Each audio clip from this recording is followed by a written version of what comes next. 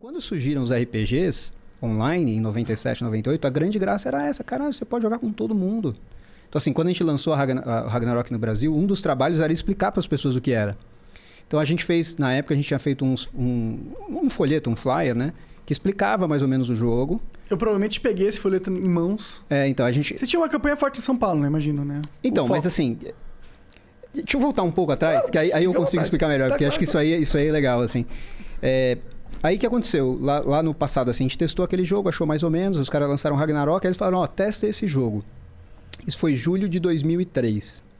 E aí eu fiz umas contas no IRO, né, que era o International Ragnarok Online, e comecei a jogar. Aí eu percebi o seguinte, eu comecei a levar um sanduíche pro trabalho para na hora do almoço eu não precisar ir almoçar, para eu continuar jogando. Aí quando deu uma semana eu falei, esse jogo aqui é muito bom, cara. Aí me perguntaram o que eu achava, eu ia trazer o jogo de qualquer jeito, claro, né? Mas me perguntaram o que eu achava, eu falei, esse jogo se lançar com um bom marketing, porque as pessoas vão ter que entender, conhecer e tal, esse aqui acho que funciona no Brasil, porque é um jogo muito social, a galera vai gostar de jogar junto. E aí o que aconteceu? Os caras da Level Up das Filipinas vieram para o Brasil, a gente fez um tour com eles, que eles encontraram várias empresas, os provedores de internet, IG, UOL, Terra, a Monkey, que era a rede de lan houses no Brasil, quem mais? Enfim, uma galera aí. E aí a Globo ficou interessada, a Globo.com.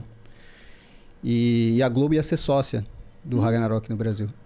E aí, assim, isso já era em dezembro de 2003. A gente estava trocando o contrato já para assinar. E como é que ia ser o esquema? A Globo ia ficar com todo o marketing, servidores e acho que era isso. E a Level Up ia fazer a parte de distribuição em Lan House. Só isso. A Tectoy, desculpa, ia fazer essa parte de distribuição em Lan House. Então a Tectoy e a Level Up iam abrir uma empresa nova, a Level Up Brasil, né? Então a Tectoy Brasil e a Level Up Filipinas. Essa empresa ia fazer mais a parte de Lan House e a Globo ia tocar o resto. E aí, assim, eu ia em janeiro com um cara da Globo para as Filipinas, para ver como era a operação lá. E quando começou a chegar perto do Natal, os caras pararam de responder e-mail. E o contrato já estava assim, vamos discutir, assim os termos e tal. Os caras pararam de responder, não respondiam, não atendiam a ligação. A gente falou, desistiram. Droparam e sei lá por que não falaram nada, né? E aí eu fui para as Filipinas. Acho que foi a primeira vez que eu fiz a trabalho. Cara, eu cheguei lá, era outro mundo, cara, mas era um negócio muito diferente, porque, por exemplo, eles tinham um trabalho muito forte em LAN, mas o que eles faziam? Eles faziam o seguinte, você chegava a 50 promotores de manhã na empresa, aí tinha um cofre, literalmente, que os caras tiravam os cartões pré-pagos. Aí fala assim, Igor, a tua rota aqui de Lan House é essa aqui, toma X cartões. Monark, a tua rota é essa, Júlio, a tua rota é essa. Aí o cara saía com uma rota para ele ir no dia e uma cacetada de cartão. E aí ele ia na Lan House, via se o cara estava precisando de alguma coisa, levava um CD para instalar e tal, e vendia os cartões e pegava o dinheiro. No dia seguinte ele voltava, trazia o dinheiro e fazia lá uma contabilidade do que vendeu e a mesma coisa, né?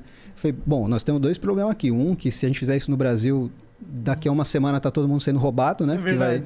O nego vai perceber já vai ficar rota, esperando nem isso, vai ficar esperando já na esquina, quando tiver chegando esses caras aí, já rouba todo mundo, né? E dois, assim, como é que a gente ia vender no Sul, no Nordeste? Talvez São Paulo e Rio fosse mais fácil, né? Mas como é que ia vender no Brasil inteiro, né? Aí a gente já falou, que isso no Brasil não vai funcionar. Aí a gente fez um sistema para as LANs, para a LAN comprar e creditar direto a conta do jogador. Outra coisa, lá virou meio que um fenômeno social. A gente falou, no Brasil, o que a gente vai ter que fazer? A gente vai ter que distribuir muito CD. Porque o que acontece? Na época, existia 1 milhão de conexões de internet banda larga no Brasil. A maioria não, todo mundo jogava com conexão de escada. E São Paulo, você até conseguia uma conexão de 54K, mas interior era mais 13.400. Aí pensa assim, 13.400K é 1% de 1 mega. Até ele baixar o Ragnarok, que era o cara baixar giga, 500 mega, não, era 500 e alguma coisa. O cara baixar 500 mega com 1% de 1 mega de internet, cara, ele é uma eternidade, né? E dava pra jogar legal com a discadona? Com essa internet de merda aí? Cara, legal não, né? Mas é o que temos, né? Então a galera jogava. E assim, foi uma fase que eu acho assim... A gente teve muitos erros por ser o início de uma indústria, porque não tinha ninguém fazendo isso. E teve muito aprendizado de mercado. Coisas inovadoras mesmo. A gente viveu problemas que a gente não sabia que ia viver. E acho que as pessoas tiveram que aos poucos não se adaptar, né? Mas entender como era a limitação de cada cenário. Porque assim, você pega um cara que tem uma conexão de 13 kbps, 13 mil kbps, e esse cara tá num lugar com latência alta, ele não vai conseguir fazer download nunca, cara. O cara não vai fazer download nunca. Cara, esse negócio do CD foi inclusive a estratégia que me trouxe pro Ragnarok. Eu lembro que se eu não tivesse o CD, eu não teria instalado a Ragnarok no meu PC, tá ligado? A gente fez muita distribuição, assim. Não, na minha escola era direto, tá ligado? Ia escola, direto na escola, via os promotores lá. Foi um trabalho de marketing do Ragnarok, foi o melhor trabalho de marketing em jogo de MMORPG da história do Brasil, na minha opinião. Porque nunca vi algo semelhante. Mas a época também era diferente. É porque eu também não tava no colégio. É que assim, na verdade, a gente tá... Desculpa. A gente tá falando lá atrás, né? Mas assim, a gente passou por várias épocas. Então a gente foi pegando os anos diferentes, né? A Level Up agora tá com 16 anos. Então a gente foi passando por momentos. Então, por exemplo, em 2005 a gente fez um negócio... Lembram do MSN? Lembro. Porra. Tinha o pack do MSN, que era assim, stickers e coisas que você baixava. E tinha um do Ragnarok. A gente foi a segunda empresa a fazer no Brasil. A primeira foi a Coca-Cola. Se pá, eu baixei essa merda. Deve ter baixado. A gente foi tentando muita coisa, assim. Muitas deram certo, outras não, assim. Mas, assim, era uma época diferente. Não tinha Orkut, não tinha Facebook, não tinha... Era fórum, né? Sim. E é um negócio curioso, porque, assim, a gente fazia as análises... as pessoas que comentavam no fórum era menos do que 1% das pessoas que jogavam. Então, assim, é legal porque você tem uma pessoa muito vocal... Mas você tem que tomar cuidado porque você está falando com menos de 1% da base. Vai ter coisa muito legal e vai ter...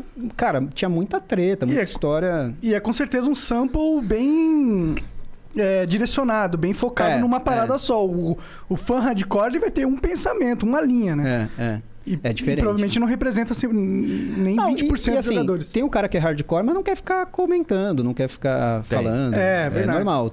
Eu por exemplo, nunca comentei no fórum, mas eu lia tudo. Nossa, tinha os guias de Ragnarok, mano. Porque Ragnarok, quando lançou, era um jogo complexo, mano. Você lembra de um moderador chamado Oromé? Puta, não vou lembrar. Não vou lembrar porque a minha memória é ruim, mas provavelmente eu... Ele é o CEO da Garena hoje no Brasil. Caralho! Sério? O cara subiu de vida aí. Subiu de vida. Que interessante, mano. Agora ele cuida do Frifas. Pois é. Pô, a história do Garena, pra mim, eu me conecto com o Garena porque eu jogava muito Dota e eu usava o GG, que depois virou Garena pra jogar. Eu também. Mas o Ragnarok, eu lembro que foi uma febre incrível, assim, eu pegava os cartilhos, eu olhava, eu comentava com os amigos. Eu esperava pra chegar no colégio só pra comentar sobre nossas aventuras no Ragnarok, tá ligado? E eu acho que nunca nenhum jogo foi esse fenômeno, assim. Acho que nenhum jogo na história da humanidade foi igual ao Ragnarok, eu acho que... assim, cara, tem um pouco o jogo das gerações, né? Então, por exemplo, em termos de números, o Grand Chase foi maior que o Ragnarok. O Grand Chase tinha mais jogador que Ragnarok.